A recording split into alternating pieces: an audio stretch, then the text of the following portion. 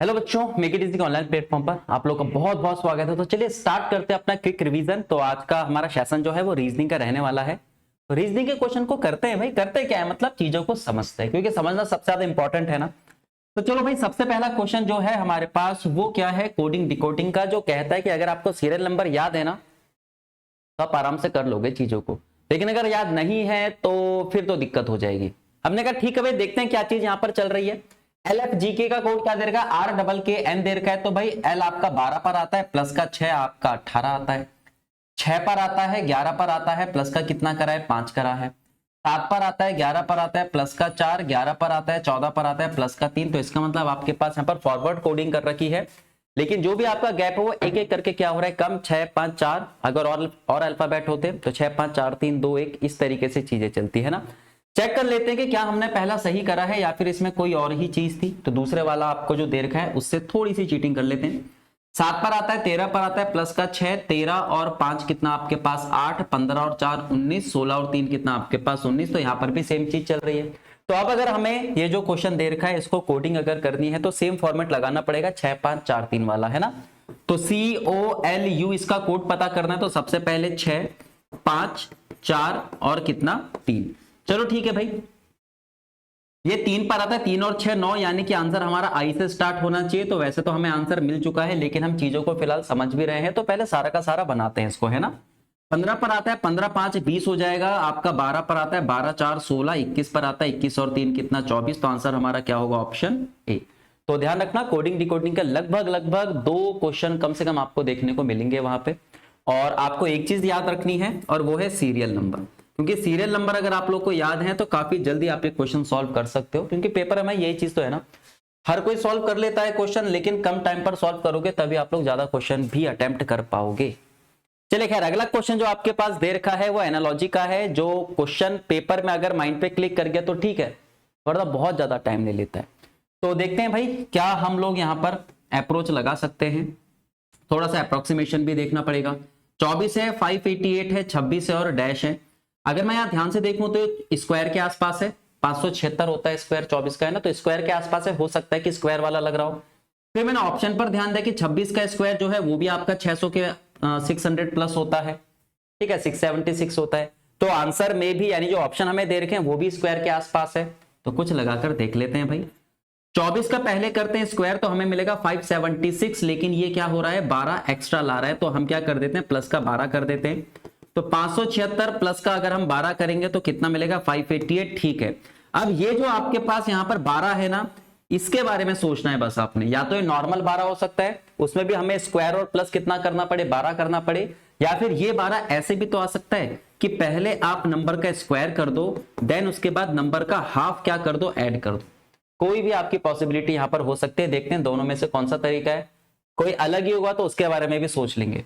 तो सबसे पहले हमें क्या करना है, स्क्वायर करना है, देन उसके बाद 26, या तो 26 प्लस करना है, या फिर सॉरी 26 नहीं, या तो हमें 12 प्लस करना है, या फिर नंबर का हमें हाफ प्लस करना है। देखते हैं दोनों में से किस में से आंसर आता है। तो ये आपके पास 676, 12 प्लस करेंगे तो 688, कहीं पर भी हमें नहीं दिख रहा है, बस जल्दबाजी में इसको टिक मत कर देना। तो मतलब ये 12 जो था वो आपके पास नॉर्मल 12 नहीं था, यहाँ पर आपके पास जिसका स्क्वायर कर रहे थे उसी का क्या करना था, हमें हाफ करना था, है ना। तो इसमें प्लस कितना करेंगे हम लोग 13 करेंगे, तो हमें कितना मिलेगा 689, यानी आंसर क्या होगा हमारे पास बी। तो स्क्वायर और क्यूब काम आ सकते हैं, है ना। ये जो आपके पास नंबर एनालॉजी के क्वेश्चन होते हैं इसमें यही है, माइंड पे क्लिक करके चीजें तो ठीक है, वरना बहुत ज्यादा टाइम लगते हैं। तो थोड़ा सा अप्रोक्सीमेशन भी आप लोगों को लेकर चलना है, कभी कभार लगकर क्वेश्चन सॉल्व हो जाता है। नेक्स्ट अगला क्वेश्चन जो है वो डाइस का है, जहां पर आपको एक ओपन डाइस दे रखा है और हमसे पूछा है कि मैंने आपको जो ऑप्शन में 4 दे रखे हैं चीजें, अगर इसको बंद करा जाएगा तो चारों में से कौन सा डायग्राम दिखाई देगा, ठीक है।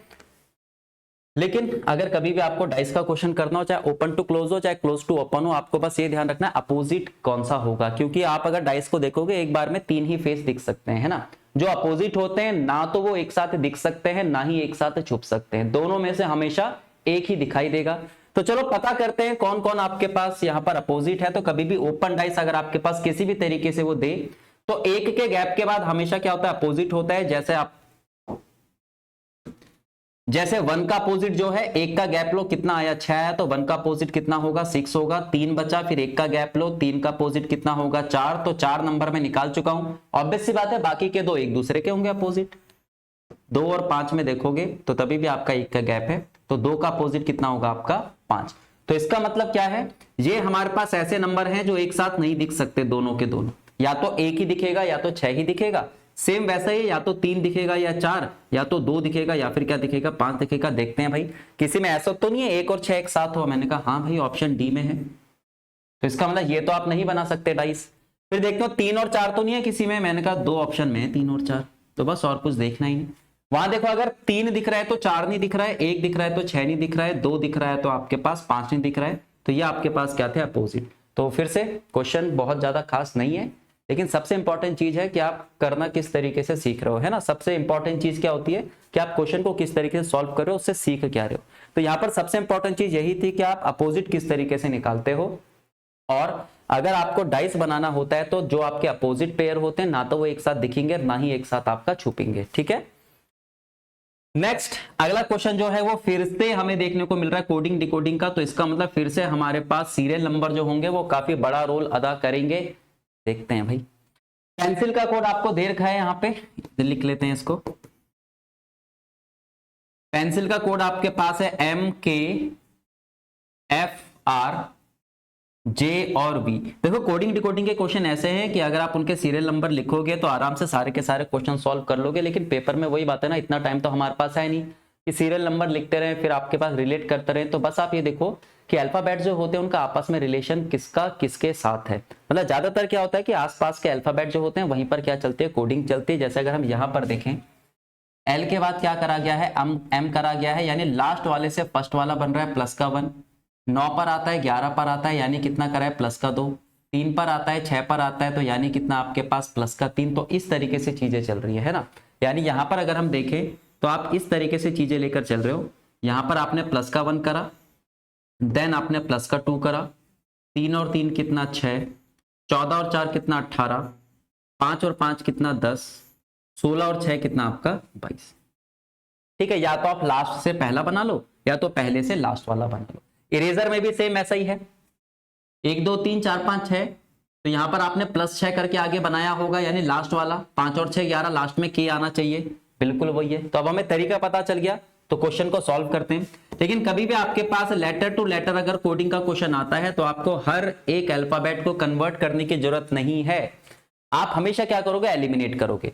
टोटल कितने अल्फाबेट हैं आपके पास 6, +1 +2 +3 +4 +5 +6, प्लस का 6 करेंगे तो 13 और 6 19, लास्ट में क्या होना चाहिए, एस होना चाहिए। तो इसका मतलब हमारे 2 आंसर तो हो नहीं सकते, बी और सी में से ही कोई क्या होगा, एक होगा। पहले वाले में देखो दोनों का पहला अल्फाबेट अलग अलग है, ये बनेगा लास्ट वाले से। इसमें प्लस का 1 होना था, आर के बाद क्या आएगा, एस आएगा, तो एस से शुरू एस पे खत्म, आंसर क्या होगा हमारे पास बी। ठीक है, तो सिर्फ सीरियल नंबर ध्यान रखने हैं और अल्फाबेट्स का आपस में रिलेशन, कौन किसके कितने पास होता है ना। और ऑब्वियस सी बात है सीरियल नंबर याद करोगे तो ये चीजें भी आप लोगों को पता चल जाएगी। नेक्स्ट अगला क्वेश्चन करते हैं। अगला डायरेक्शन का है, जहां पर सारे के सारे डायरेक्शन के नाम क्या कर दिए जाते हैं, चेंज कर दिए जाते हैं। अब आपको ध्यान रखना है कि मेन डायरेक्शन कहां पर होती है और उनके बीच की यानी जो उप दिशाएं हैं, सब डायरेक्शन होती हैं, वो कहां पर होती है। लेकिन अब यहां पर नाम कर दिया गया है चेंज, देखते हैं किस किस का नाम चेंज करा है। उसने कहा नॉर्थ ईस्ट को क्या कहा जाता है, ईस्ट कहा जाता है, तो ये नॉर्थ ईस्ट होता है, तो यहां पर क्या आ जाएगा, ईस्ट आ जाएगा। और अगर आपको एक डायरेक्शन पता है तो सारे के सारे बड़े आराम से हम लोग निकाल सकते हैं। मेन डायरेक्शन 90 डिग्री के एंगल पर होती है। ईस्ट का अपोजिट क्या होता है, वेस्ट होता है। ईस्ट से अगर आप 90 डिग्री क्लॉकवाइज आओगे तो आपको साउथ मिलेगा, और अगर साउथ ये है तो साउथ का अपोजिट क्या होता है, नॉर्थ होता है। नॉर्थ और वेस्ट के बीच में क्या आएगा, नॉर्थ वेस्ट आएगा। नॉर्थ और ईस्ट के बीच में आपका नॉर्थ ईस्ट, साउथ और ईस्ट के बीच में आपका साउथ ईस्ट आएगा, साउथ और वेस्ट के बीच में आपका साउथ वेस्ट आएगा। तो सिर्फ एक डायरेक्शन का नाम हमें पता चला और हमने 8 की 8 डायरेक्शन निकाल दी है। ये रिलेशन बस आपको पता होना चाहिए। अच्छा, क्वेश्चन अब हमें वो क्या कह रहा है कि जिस तरीके से आप सारे के सारे नाम चेंज कर रहे हो, साउथ को क्या कहा जाएगा। मैंने कहा साउथ यहां पर होता था, साउथ यहां पर होता था, लेकिन अब साउथ के बदले यहां पर क्या है, साउथ वेस्ट। तो इसका मतलब साउथ का नाम जो है अब वो क्या हो गया होगा, साउथ वेस्ट हो गया हो। ठीक है, नेक्स्ट अगला क्वेश्चन। अगला क्वेश्चन आपके पास लेटर क्लासिफिकेशन का है। फिर से देखो जहां जहां पर लेटर आएंगे आपको सीरियल नंबर याद रखने पड़ेंगे, याद होंगे तभी ये क्वेश्चन आप जल्दी कर पाओगे। है ना, दूसरों से आगे निकलना है, कुछ ना कुछ तो एक्स्ट्रा करना पड़ेगा। चलो भाई देखते हैं यहाँ पर जो है मैक्सिमम क्या चलता है, आपका गैप चलता है। तो आपको अगर गैप पता है किसके बीच में कितना, यानी सीरियल नंबर पता है, तो क्वेश्चन बहुत आसान हो जाएगा। जैसे यहाँ पर कितना करा है, प्लस का 2, अगला भी आपके पास प्लस का 2, यहाँ पर भी प्लस का 2, यहाँ पर भी कितना प्लस का 2, इसमें भी कितना करा है, प्लस का 2 करा है, इसमें भी कितना करा है, प्लस का 2 करा है। हर किसी में क्या चल रहा है, plus two plus two plus two plus two चल रहा है। इसमें प्लस 2 देखेंगे, इसमें भी आपके पास क्या है, प्लस का 2 है, तो हर किसी में आपके पास सेम ही चल रहा है। ठीक है, तो इसका मतलब और कुछ होगा, बीच वाले में आ जाओ। इसमें भी क्या चला है, प्लस का 2 चला है, v से x। इसमें भी आपके पास 5 और 2 7 प्लस का 2 है। इसमें भी आपके पास क्या है, प्लस का 2 है, लेकिन यहां पर आपके पास क्या है, प्लस का 1। तो हर किसी में जो आपके अगले अल्फाबेट हैं प्लस 2 के गैप से बन रहे थे, लेकिन लास्ट वाले में आपका जो था प्लस 2 के बाद गैप कितने का था, प्लस 1 का था। और ये क्लासिफिकेशन का क्वेश्चन है, तो 3 किसी तरीके से सेम होंगे। तो सेम क्या था कि हर किसी में गैप 2-2 का था, लेकिन लास्ट वाले में आपका हर किसी में गैप 2 का नहीं था, इसीलिए वो बाकी 3 से क्या है, अलग है। नेक्स्ट अगला क्वेश्चन। अच्छा, अभी हमने लेटर क्लासिफिकेशन करा था, अब आपके पास नंबर क्लासिफिकेशन है। चलो भाई देखते हैं नंबर क्लासिफिकेशन में इन चारों में से आपका अलग कौन सा है। स्क्वायर देख के टिक मत कर देना, ठीक है। ये क्लासिफिकेशन है, यहां पर हम एक अलग नहीं छांटते, यहां पर हम 3 को सेम बनाकर चौथा अलग करते हैं, ठीक है। तो जल्दबाजी में ऐसी गलती मत कर देना। मैंने देखा ये भी आपके पास क्या है, स्क्वायर है, 15 का स्क्वायर माइनस का 1 है। ये आपके पास स्क्वायर है 529 का, सॉरी 529 माइनस का 1। ये आपके पास 19 का है 361 और माइनस कितना आपके पास 1 है। ये तो आपके पास परफेक्ट स्क्वायर ही है, इसीलिए क्या होगा, ये आंसर होगा, है ना। इसलिए नहीं कि ये परफेक्ट स्क्वायर है, ये आंसर इसलिए होगा क्योंकि बाकी सारे के सारे क्या थे, परफेक्ट स्क्वायर माइनस का 1 हो गए, 3 सेम, एक क्या होगा आपका अलग होगा, ठीक है। नेक्स्ट अगला क्वेश्चन। अगला क्वेश्चन हमारे पास जो है वो मैथमेटिकल ऑपरेशन का है, और मैथमेटिकल ऑपरेशन का अगर क्वेश्चन आता है तो आपका बॉडमास का रूल फॉलो करता है। बॉडमास का रूल कहता है कि आपके पहले डिवाइड सॉल्व होगा, देन मल्टीप्लीकेशन सॉल्व होगा, देन प्लस और माइनस। बस यही 2 का ध्यान रखना है, डिवाइड और मल्टीप्लीकेशन का, क्योंकि अगर साइन सिर्फ और सिर्फ प्लस और माइनस के बचे होते हैं, फर्क नहीं पड़ता आप पहले प्लस कर रहे हो या फिर माइनस कर रहे हो, कुछ भी पहले कर सकते हो, ठीक है। अच्छा, अब ये क्वेश्चन अगर हम प्रॉपर इनके साइन चेंज कर देंगे तो भाई इतने बड़े तो है नहीं कि सॉल्व नहीं हो पाएगा, आराम से सॉल्व हो जाएगा।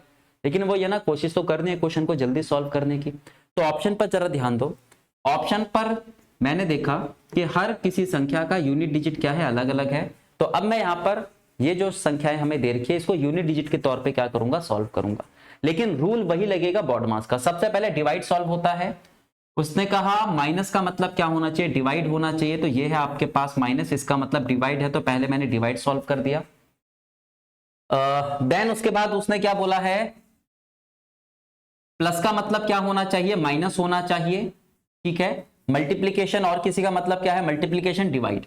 डिवाइड का मतलब क्या है, मल्टीप्लीकेशन। तो पहले मैंने डिवाइड सॉल्व करा, अब मल्टीप्लीकेशन सॉल्व करेंगे।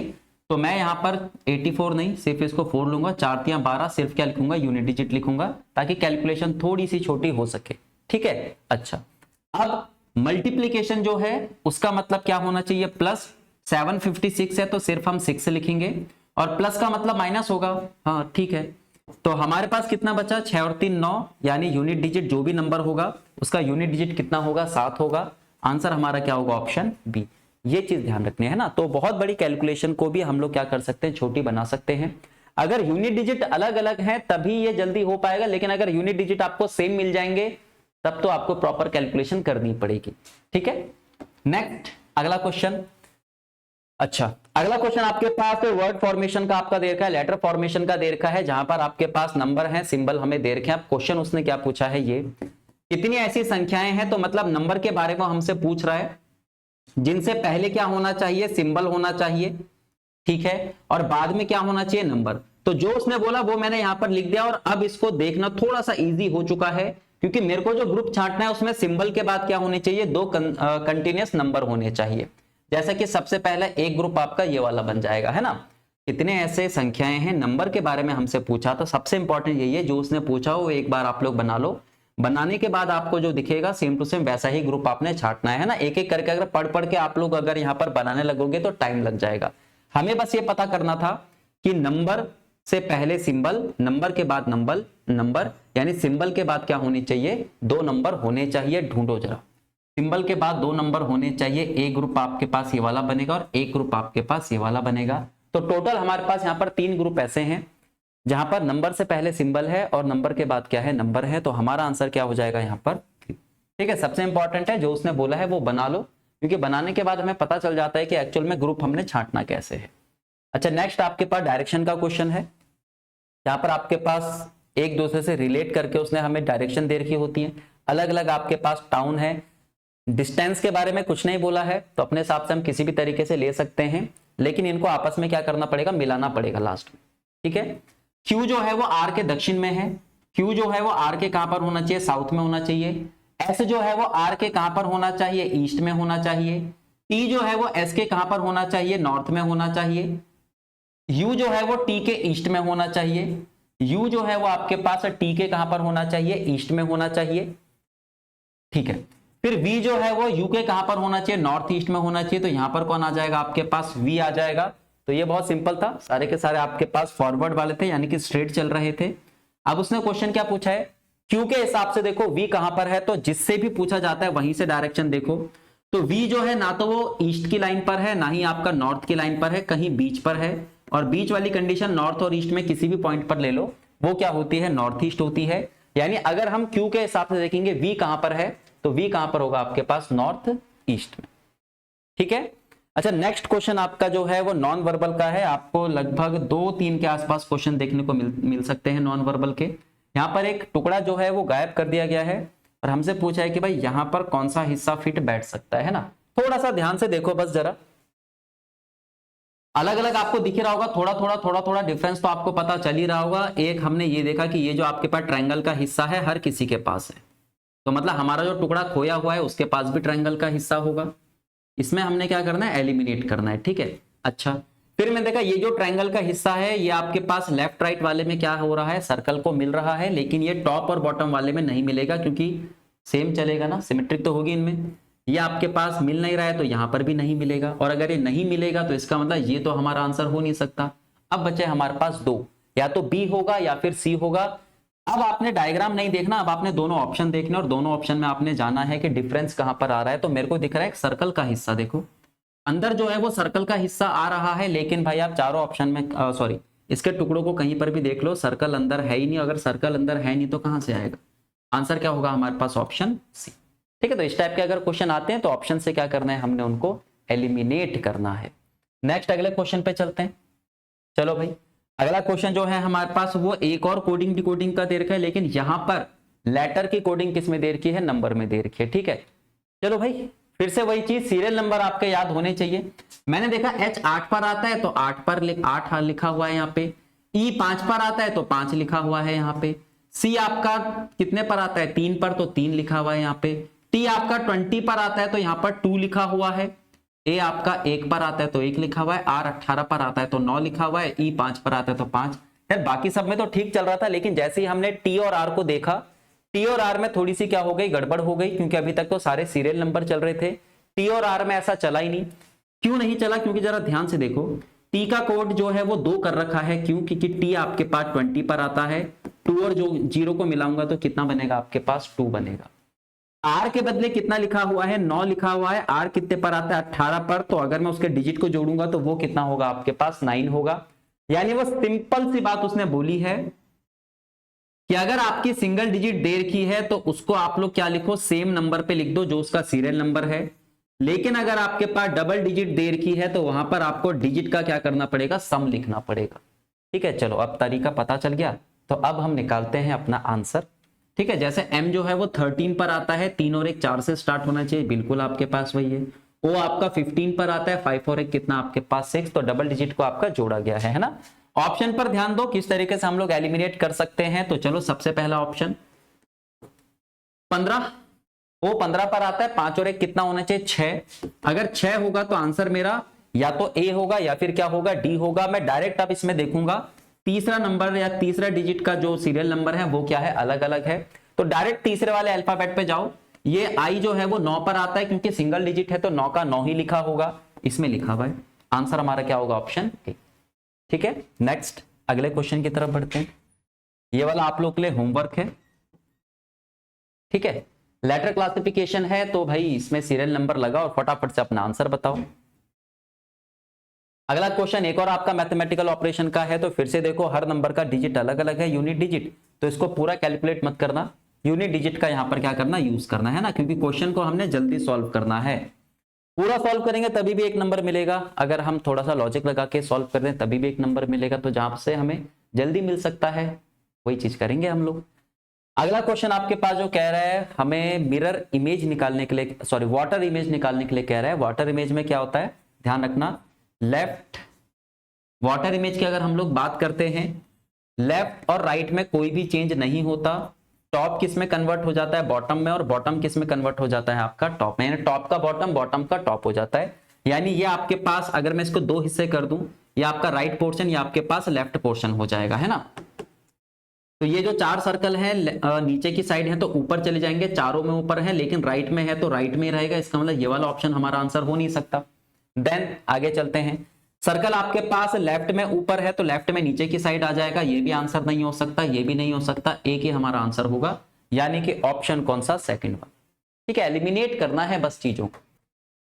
नेक्स्ट अगले क्वेश्चन की तरफ बढ़ते हैं।